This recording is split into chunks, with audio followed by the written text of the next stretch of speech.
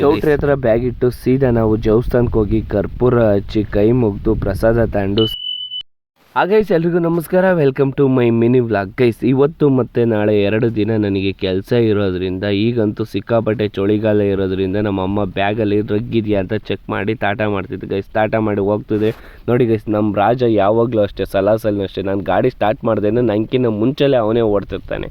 ಹಾಗಾಗಿ ಇವನ್ನ ಯಾಮಾರಿಸಿ ಸೀದಾ ಆಲ್ಕುರ್ಕಿಗೆ ಹೋಗಿ ನಮ್ಮ ಶ್ರೀಧರ್ನ ಕರ್ಕೊಂಡು ಸೀದಾ ಗಟ್ನಿಕೆರಾಗಿ ಹೋಗಿ ನಮ್ಮ ಗ್ಯಾಂಗ್ಗಳ ಜೊತೆ ಇವತ್ತು ನಾನು ಸೀದಾ ಮಾಡಾಳ್ಗೆ ಹೋಗ್ತಾ ಇದ್ದೀನಿ. ಚೌಟ್ರಿ ಹತ್ರ ಬ್ಯಾಗ್ ಇಟ್ಟು ಸೀದಾ ನಾವು ದೇವಸ್ಥಾನಕ್ಕೆ ಹೋಗಿ ಕರ್ಪೂರ ಹಚ್ಚಿ ಕೈ ಮುಗಿದು ಪ್ರಸಾದ ತಗೊಂಡು ಸೀದಾ ಬಂದ್ವಿ ಗೈಸ್. ಬಂದು ನೋಡಿದ್ರೆ ಇನ್ನು ಚೌಟ್ರಿಲಿ ಮದುವೆ ನಡೀತಿತ್ತು.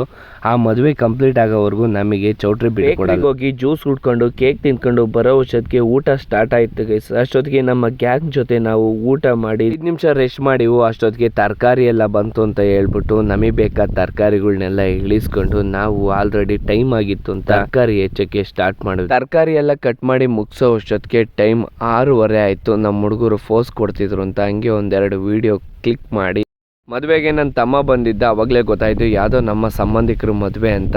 ಟೈಮ್ 8 ಗಂಟೆ ಆಯಿತು. ಊಟಕ್ಕೆ ರೆಡಿ ಮಾಡ್ಕೊಂತಿದ್ದು,